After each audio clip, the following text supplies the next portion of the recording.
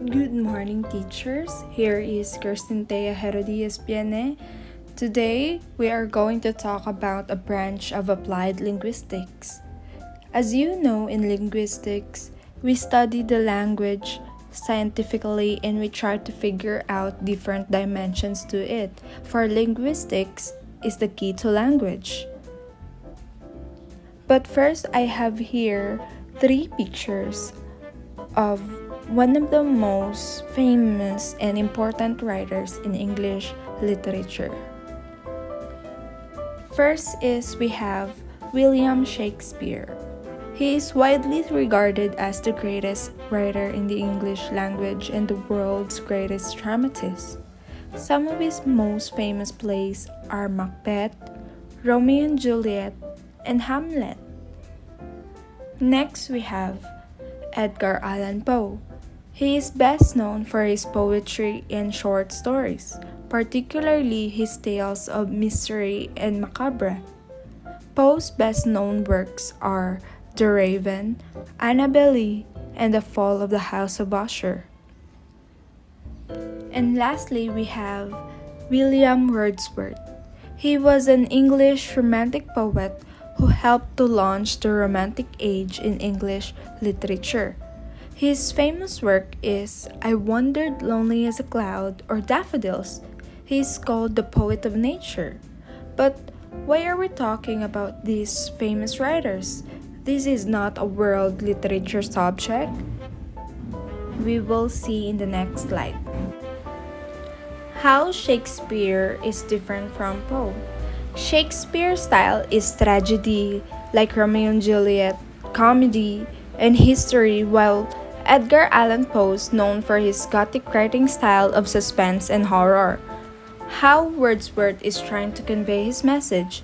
He is trying to convey his message in different manners, or how one writer is trying to convey his message. A writer can convey his message in different ways and which method that is chosen by the writer. So Shakespeare is different from Poe, and Poe is different from Wordsworth because all of them have different styles in writing. Stylistics.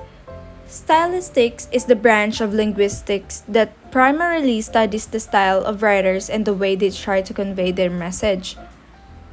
So, what is stylistics? For example, what is style? Style is the way you do something, the way you perform something. Your way of doing something is considered to be your style. In stylistics, we study it thoroughly and deeply. In its broadest sense, stylistics is concerned with the description and interpretation of distinctive linguistic choices and patterns in text. Style in language is generally defined as the result of patterns of choice at different linguistic levels that may be characteristics of a text, the oeuvre of an author, a genre, etc. So the notion of style is thus fundamentally comparative. Different styles in language arise from the possibility of speaking or writing in different ways, and the style of any text or group of texts can only be described in contrast with that of different text or group of texts. Let's proceed. So Thornborough and Waring 1998, page 4, identifies three key aspects of stylistics. First is the use of linguistics, the study of language, to approach literary texts. Next is the discussion of text according to objective criteria rather than according to purely subjective and impressionistic values. And lastly, we have an emphasis on the aesthetic properties of language. For example, the way rhyme can give pleasure. We will discuss these three aspects of stylistics on the next slides. First is we have linguistic and literary texts. As Thornborough and Waring point out, stylistics may have begun as a way of explaining how meaning in a text was created through a writer's linguistic choices. But in the recent years, this position has shifted somewhat. Thanks to research in the field of pragmatics, even linguists have come to realize that meaning is not stable and absolute. but depends as much upon the processes of interpretation undertaken by a reader or listener as upon the actual linguistic structures that are used.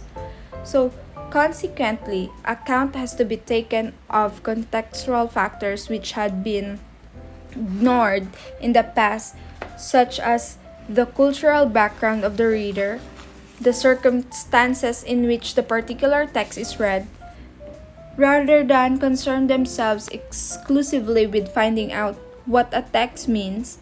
Stylisticians have become more interested in the systematic ways language is used to create texts which are similar or different from one another, and to link choices in text to social and cultural context. This is not to say that stylisticians are no longer concerned with discovering meanings in a text, but they have begun to take greater account of the relationship between the text and the context in which it is both produced and received, and to consider the text as a part of discourse rather than apart from it. Next, we have objective criteria. By concentrating on the language of the text and accepted linguistic methods of categorizing and interpreting, it was argued that stylistics did not reflect the views of the individual critic but an impersonal, reproducible truth. Anyone approaching the text and conducting the same stylistic procedure ought to arrive at the same results, by Waring and Tonborough, 1998. Stylisticians hoped that by insisting that texts were discussed and interpreted according to objective criteria, rather than through the application of subjective and impressionistic values, they would avoid many of the pitfalls associated with early to mid 20th century literary criticism. Such criticism was based upon reading a text closely and selecting features from it to comment on and analyze with a view to forming judgments in terms of literary worth. So, furthermore, the process of interpretation is made even more subjective when a variety of other intangible factors are taken into consideration which vary from reader to reader, such as their educational, social, and cultural backgrounds. So let's proceed to aesthetic properties of the text. Tonborough and Waring third key aspects, the aesthetic properties of a text, may represent an area of interest for many stylisticians, but this is by no means true for all of them. Again, stylistics may have originated in trying to provide a description of aesthetics derived from linguistics, particularly in terms of the analysis of the sounds associated with poetry. Such an approach may generally form a part of stylistic analysis of the formal properties of a text, particularly poetry. So now let's discuss the three distinct but interrelated strands of stylistics. So critical discourse analysis has been the first attempt so far to formalize a methodology which seeks to articulate the relationship between a text and the context in which it is produced and received. From its earlier formalist and structuralist beginnings, then stylistics has broadened to include three distinct but interrelated strands, any of which can be independently form the primary focus of study or lend themselves to viable combination with either or both of their alternatives. So these strands are: first is formal and linguistic properties. Of the three strands, this first one is being the oldest, has the most developed conceptual vocabulary and frames of reference.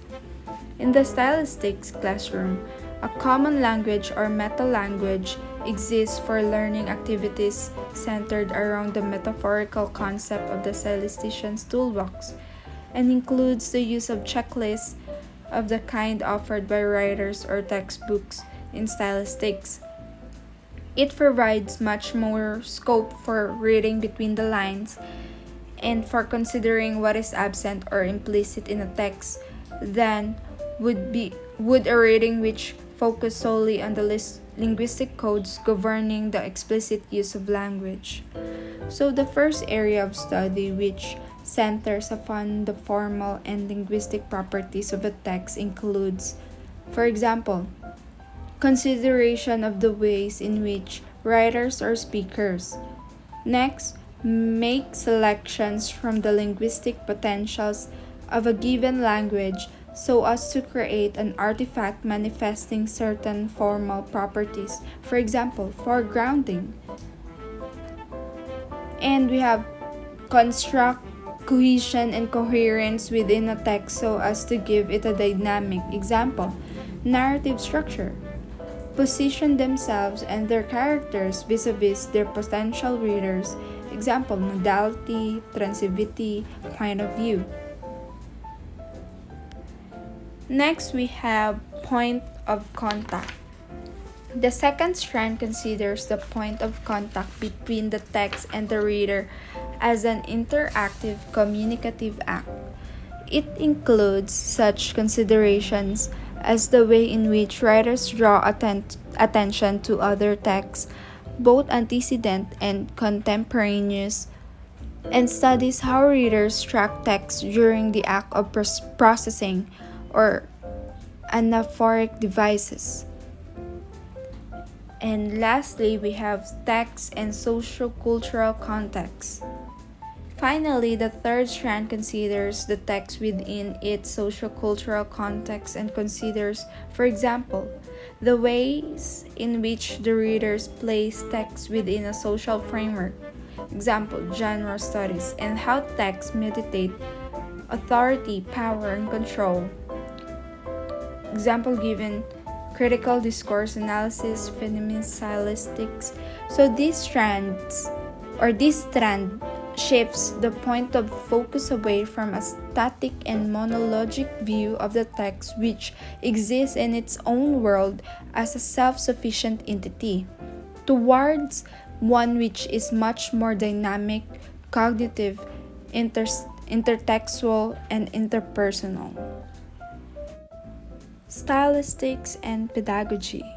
The pedagogic value of stylistics in terms of the teaching of representational language and how this works within a text in both native speaker and non-native speaker contexts has been defined by Short in these terms. Stylistic analysis is not interested primarily in coming up with new and startling interpretations of the text it examines. Rather, its main aim is to explicate how our understanding of a text is achieved. By examining in detail the linguistic organization of a text and how a reader needs to interact with that linguistic organization to make sense of it. But the main purpose of stylistics is to show how interpretation is achieved and hence provide support for a particular view of the work under discussion. By Short, 1995, page 53. So style in any context, but more particularly in the verbal, linguistic, and literary context, has generally been defined rather vaguely and subjectively. So Short's practical way of looking at the issue is salutary. For example, checklist. Stylistics have developed a plethora of checklists covering the linguistic features of text and tools as used by an author which can give a fingerprint to any text, clues as to how it means rather than simply what it means. As Short suggests above, stylistics goes beyond meaning and content to examine how effects are created and achieved, and variations of this kind of checklist can be found in several textbooks. What they have in common is an intention to elucidate the processes in writing and reading empowering the reader to develop language awareness, text awareness, and cultural awareness in the reading of all texts, whether literary or not. Approaching the text. Analyzing the formal and linguistic properties. The use of stylistic approaches in a non-native speaker context is not vastly different from the approaches to reading and analysis in a native speaker context. The primary purpose of stylistics is to improve students' sensitivities toward language usage through the analysis of specific texts, a goal that would yield enormous benefits in both L1 and L2 contexts. So, one of the first things often demonstrated in a non-native speaker context is how very little should ever be taken for granted by either instructor or student. For example, readers in Bangladesh interpreted the poem by Wordsworth, commonly known as Daffodils, without knowing what daffodils were, and read them as possibly being beautiful birds. Because in the words, fluttering and dancing in the breeze and tossing their heads in a sprightly dance, this is simply a question of unfamiliar lexis, but the reading serves in a connotational sense to show how over-familiarity with predetermined lexical meaning can deny the reader the potential of meanings beyond lexical definitions. A closer look quickly reveals that the poem contains many words, even pairs of words and longer phrases which are highly charged. Golden, dancing, bliss, and pleasure represent only a few. New directions. The text for statisticians as well as literary critics is a heteronomous object which only comes to life through a receiving consciousness. Learners often want there to be only one meaning to any text. Stylistics gives them the tools, both linguistic and affective, cognitive, analytical, and expressive, to explore the ranges of meaning potential and how that meaning is achieved. So those working in a field of stylistics are increasingly coming to recognize the interactive nature of roles played by the reader and the text in the activity of analysis and the construction of an interpretation. So next we have approaching the text, the rewriting exercise. The primary focus is on creativity and multiplicity of meaning produced through and by patterns of language rather than upon the patterns of language themselves, or any consequent accuracy on the part of students in their reproduction. Instead, learning, understanding, making explicit patterns of language are emphasized as primary and necessary step toward a stylistic interpretation of a text. Such rewriting is an aid in particular to text awareness, helping learners into an awareness of how the text means rather than just what it means. The same technique can be applied by removing words, phrases, lines, or whole paragraph stanzas from a given text and analyzing what differences the changes would make. For example, here, Revenge by Singer 2000. Revenge. Yesterday I was a student. Sitting behind the class, I thought that I couldn't do the exercises best. Tomorrow I will be a teacher, standing in front of a class. My students will think they can't reach the same things that I have passed. So, first of all, he had used the contrast between past and future disposed in two different stanzas. The first stanza was written in the past tense and the second in the future. His intention was to show all of his feelings as a student now, and then he thought about how teachers work, what they do, and he could only see the time that it looked like a revenge. So he thought that it sounded not only a good and funny idea, but also a perfect title for his poem. He have noticed that it is easier to show feelings without hurting other people's ideas through the alteration of time.